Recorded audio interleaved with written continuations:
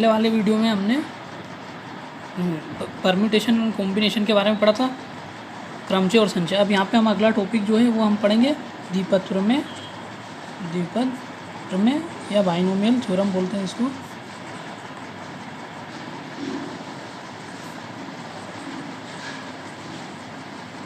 अब कभी कभी क्या होता है, हम जैसे x प्लस ए का वर्ग इस प्रकार का, इसका सूत्र हमें याद है, x प्लस ए का वर्ग एक्स वर्ग प्लस ए वर्ग प्लस 2x, मतलब ए प्लस ए का वर्ग प्लस बी का वर्ग प्लस 2ab। अब x प्लस ए क्यूब, इसका हम मान निकालेंगे तो क्या होगा, a cube plus b cube plus 3a square b plus 3ab square. इस प्रकार से हम इसका मान निकाल लेते हैं। अब जब भी हमें यहाँ पे देखना है इसको जब हम इसका प्रसार करते हैं x प्लस ए का वर्ग, तो घात दो है तो कितने पद आ रहे हैं, 3, घात 3 है तो कितने पद आ रहे हैं, 4। अब ये हमें वर्ग वाले और क्यूबिक जो रहते हैं त्रिघात वाले, इनका हम आसानी से मान निकाल सकते हैं। पर कभी कभी कंडीशन ऐसी रहती है x प्लस ए की घात 4 आ गई या x प्लस ए की घात 9 आ गई, तो इस कंडीशन में जब हमें इस प्रकार से मान ज्ञात करना हो, जब घात अधिकतम आ जाए, 3 से अधिक घात आ जाए, 4, 5, 6 कुछ भी, तब हम बाइनोमियल थ्योरम या द्विपद प्रमेय का उपयोग करते हैं। तो द्विपद प्रमेय क्या होती है, x प्लस ए की घात n। इसके लिए द्विपद प्रमेय का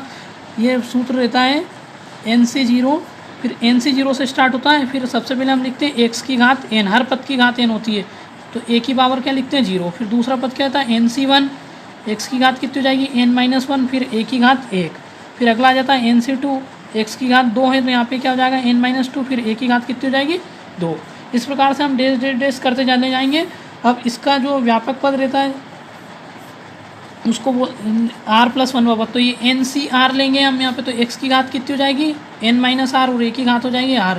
और लास्ट में कब तक चलेंगे, ये NC 0 से स्टार्ट हुआ था तो कहाँ तक चलेगा NC n तक।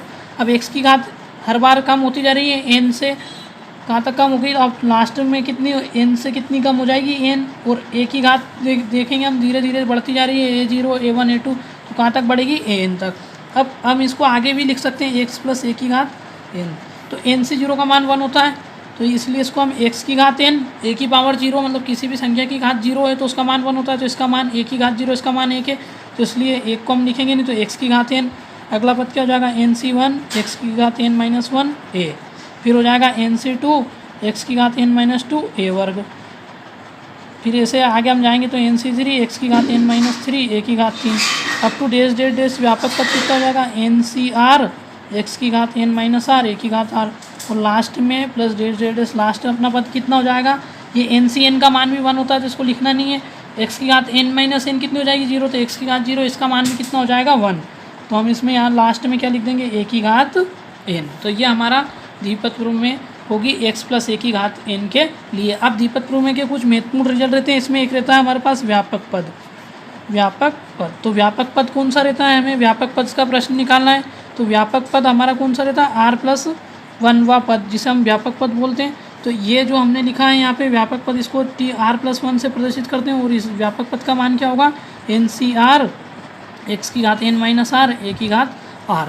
अब इसके बाद हमें कभी कभी इसमें मध्य पद निकालना होता है, मध्य पद। तो यहाँ पे हमें देख सकते हैं घात 2 है तो 3 पद आ रहे हैं, घात 3 है तो 4 पद आ रहे हैं, तो मतलब जब भी n जो घात रहेगी, n घात जो रहेगी, अगर इसका मान सम होगा, तो जैसे सम है 2, तो मध्य पद निकालना है इसमें तो कितने पद आ रहे हैं 3, तो इन 3 में मध्य पद कौन सा होगा दूसरा। इसी प्रकार से घात अगर हमारे पास 4 होगी तो टोटल पद 5 आएंगे, तो मध्य पद कौन सा होगा तीसरा।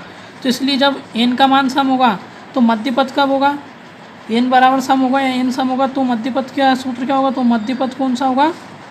अधिकतर इसी केस में हमें सवाल पूछे जाते हैं मध्य पद के, जब n का मान सम हो, तो हम मध्य पद क्या होगा, जब भी हमें सम दिया रहेगा तो n/2 प्लस 1वां पद, यह मध्य पद का सूत्र होगा। और जब n विषम होगा, जब n विषम होगा, तो हमें पता है जब n विषम होता है, जैसे यहाँ पे 3 है जो विषम संख्या है, तो कितने 4 पद आ रहे हैं, तो इसमें मध्य पद कौन सा भी हो सकता है, दूसरा भी हो सकता है, तीसरा भी हो सकता है। इसी प्रकार से अगर 6 है, यहाँ पे घात इसकी 7 है, तो कितने पद आएंगे 8, तो 8 में मध्य पद कौन सा होता है, चौथा भी हो सकता है, पाँचवा भी हो सकता है। तो जब विषम होगा तो 2 मध्य पद होंगे, तो जब n बराबर क्या होगा, n बराबर विषम होगा तो मध्य पद 2 निकलेंगे। तो हम मध्य पद किस प्रकार से हम निकालेंगे, मध्य पद 2 होंगे, तो एक तो कौन सा होगा n/2वां पद, तो और एक और क्या होगा, तथा एक और दूसरा मध्य पद क्या होगा, n/2 + 1वां पद। ठीक है, तो इस प्रकार से हम मध्य पद निकालेंगे। पर अधिकतर केस हमें जो इसमें में पूछा जाएगा मध्य पद जब n का मान सम हो, तो हमने जिसमें एक मध्य पद निकलता है, यही परीक्षा की दृष्टि से ज़्यादा इंपॉर्टेंट है, तो इसी का हम प्रश्न करेंगे। अगला एक और इम्पोर्टेंट प्रश्न रहता है अचर पद। अचर पद पूछा जाता है, अचर पद या एक्स रहित पद या चर रहित पद भी बोलते हैं इसे, एक्स रहित या चर रहित पद। तो ऐसा पद, तो ये भी हम कहाँ से निकालेंगे, हम व्यापक पद से ही निकालेंगे। तो ऐसा पद जिसमें चर मान लो यहाँ पे हमें एक्स दिया, चर या एक्स की घात 0 हो, अचर पद कहलाता है, अचर पद कहलाता है। तो इसको भी हम इसी प्रकार से जो व्यापक पद है उस व्यापक पद निकालेंगे, फिर उसमें जो व्यापक पद में जो भी एक्स की हमारी घात आई है उसकी हम तुलना कैसे करेंगे, एक्स की घात 0 से, क्योंकि ऐसा पद जिसमें चर की घात 0 है वही क्या कहलाता है, अचर पद। तो हम इन्हीं तीनों से प्रश्न भी इसके प्रश्न करेंगे और प्रश्न से हम आसानी से समझेंगे। इसके पहले वाले वीडियो में हमने द्विपद प्रमेय का इंट्रोडक्शन पढ़ लिया था। अब हम इसके एक सवाल से द्विपद प्रमेय को समझते हैं। अब जैसे हमें एक सवाल दिया है, ये उदाहरण दिया हुआ है, ये द्विपद प्रमेय पर आधारित है कि a/x + bx की पावर 12 के विस्तार में x की घात -10 का गुणांक ज्ञात कीजिए। हमें इसको द्विपद प्रमेय से प्रसार करना है और x की घात 10 का गुणांक बताना है। तो हाल मैंने बताया था आपको व्यापक पद, तो हम यहाँ यही मानेंगे। व्यापक पद कौन सा रहता है, r+1, तो माना कि r+1वें पद में x की घात -10 का गुणांक आता है।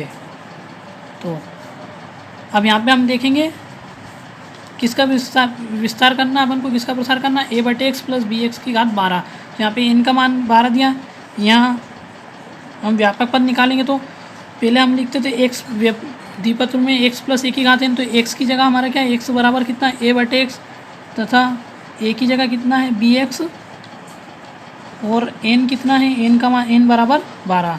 तो व्यापक पद कितना हो जाएगा, व्यापक पद tr+1 बराबर से कितना होगा, NCR, तो 12CR, x की घात n-r, तो x की जगह हमारा कितना a/x की घात n-r, तो 12 -r। फिर क्या रहता था, b की घात या a की घात r, तो a की जगह हमारे पास कितना है bx, इसकी घात कितनी लिख देंगे, r।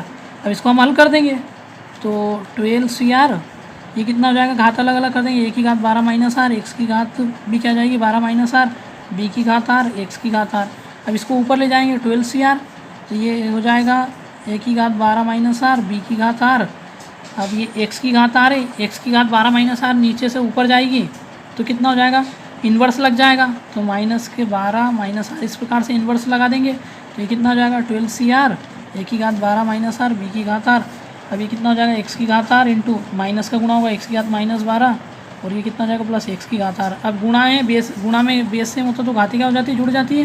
तो a की घात 12 -r, b की घात r, ये x की घात r और r कितनी हो जाएगी 2r, तो x की घात कितनी हो जाएगी 2r - 12। अब ये हमने क्या बताया है, ये कि x की घात -10 इसके प्रसार, ये अपना जो दिया है ax + bx की घात 12 के प्रसार में व्यापक पद का जो गुणांक है उसमें आता है। तो इसकी जो हम यहाँ पे x की घात 12 - 2r, इसकी तुलना कैसे करेंगे, अब तुलना करने पर, तो ये इसका गुणांक, ये x की घात 2r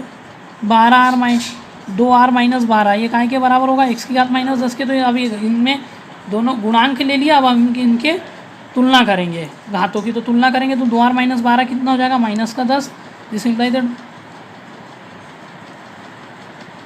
इस साइड आएगा, तो ये प्लस हो जाएगा। अब इस साइड आएगा तो ये यहाँ पे -10 है, 12 इस साइड आएगा, प्लस का हो जाएगा। तो 2r बराबर से कितना हो जाएगा, 12 - 10 2, ये कैंसिल हो जाएगा। r बराबर कितना हो जाएगा, 2 एकम 2, तो r का मान जिस इम्प्लाई दैट r का मान कितना हो गया, 1। अब हमें गुणांक निकालना है, तो यहाँ पे हम इसमें r का मान यहाँ पे रख देंगे।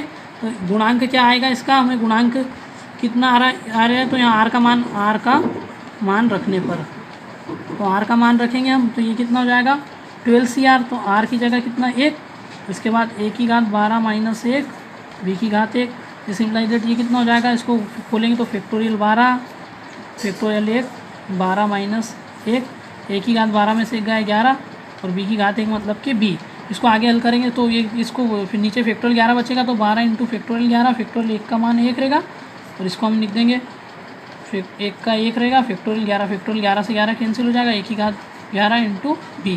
तो क्या आ जाएगा यहाँ से क्या बचा 12 ए की घात 11 इंटू बी। तो ये इसका अपना क्या आ जाएगा x की घात -10 का गुणांक कितना आ जाएगा 12 ए की घात 11 इंटू बी। इसी